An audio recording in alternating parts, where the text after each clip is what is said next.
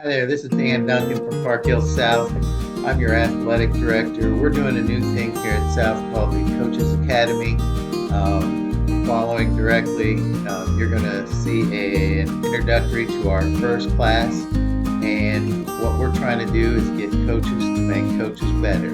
So if you see a class that you're interested in on our Coaches Academy page, please sign up. And if you have an idea that something that you're really good at that you want other coaches to know about, come talk to us so we can develop that class. All right, I'm going to get started here. The first class that we've developed is called How We Learn.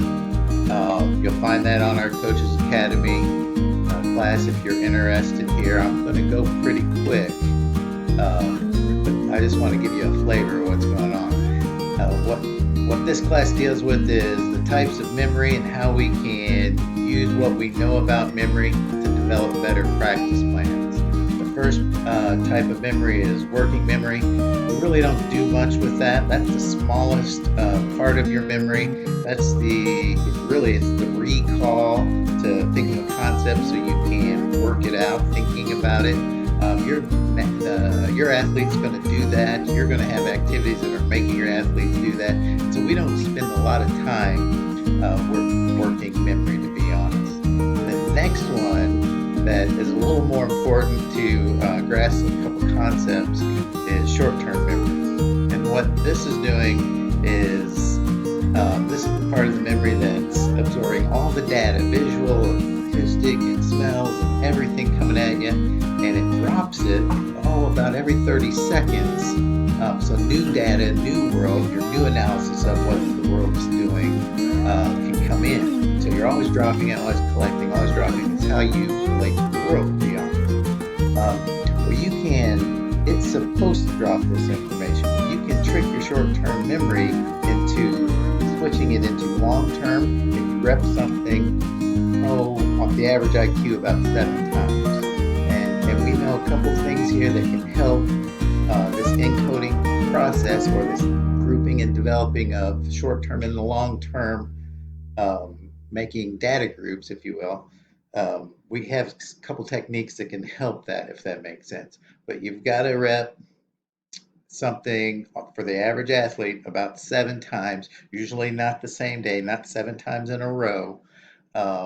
And each athlete in each position has to rep that individual skill 7 times. So it's not just your ones repping something 7 times and the guy on the side, your 2 or 3 watching it. That's not going to work either. You're going to have to change up the activities. You're going to have to get more people involved, get more reps, if that makes sense. And so we'll show you how to manage your practice plan where you're getting those individual reps and you're getting your team rep, if that makes sense, just to be a more productive practice. Encoding is horribly important. Most of it happens during sleep, so sleep's important. But what we want to know about in the practice plan is how we get that individual skill to run a route, we'll say, and the timing and when to look for the ball and when to turn and all those technique issues for that one individual position group, how that coordinates to the team concept, what the team is doing, when do I turn into a blocker and why and where and who, and all those things. And so as soon as you can group all this data and get it to recall it at the same time, you speed up your recall, you speed up your athletes on the field, and it makes them better athletes. And just knowing a couple things on how this encoding or this grouping works will help you also make better practice plans. We do detour a little bit in the class because we talk about habits of success is what we're calling it. Um, when you rely on kids in that championship game late in the season, a good coach knows that the first 21 days, setting the habits of success, the patterns of success, is the most important practices. You're going to rely on that the rest of the season. And so knowing that it takes 21 days of discipline to get your body to believe in what you're doing, whatever that is, whatever habit you want to form. And then after 21 days, now your body's going to do it. It's going to think it's supposed to do it. That's what a habit is. You just do it without your body fighting you now. And so, what we hope you take out of this is that the first 21 days and setting expectations and setting patterns of success is probably the most important uh, practices of the season. You're going to rely on them the rest of the season. And so we do DETER there. It's not actually a memory, but we put it in this class.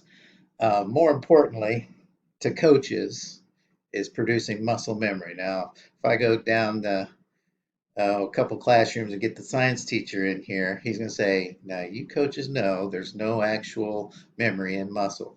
He's right. But when I say muscle memory, every coach knows what I'm talking about. You and there's actually different stages and there's ways to speed up. You guys don't even want to know how many reps you have to do, rep something to get it to be muscle memory. But what you're doing is you're taking a kid that's brand new to football, doesn't even know, give him all the time in the world, and he doesn't even know how to do it right. So he's unaware and he's incorrect. He couldn't help himself if he wanted to.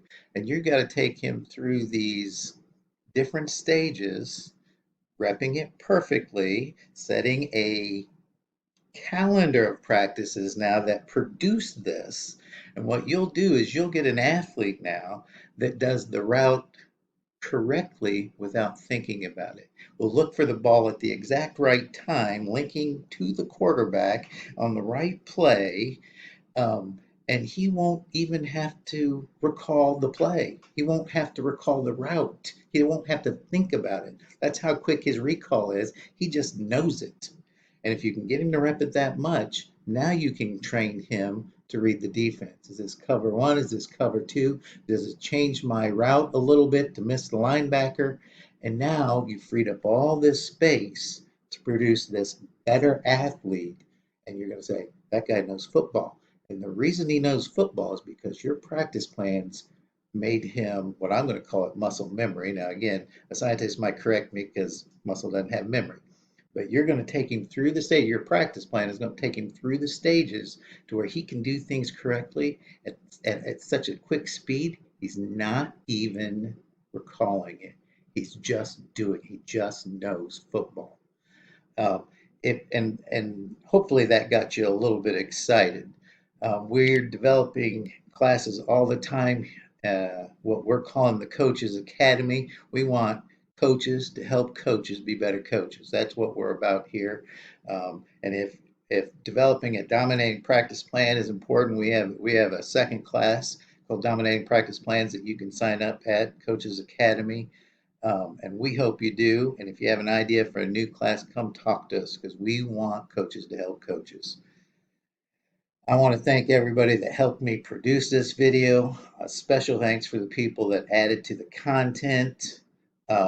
I really, really want you to look into our webpage that we've created called Coaches Academy, and just find one that looks interesting and see if we can help you be a better coach. Thank you for your attention.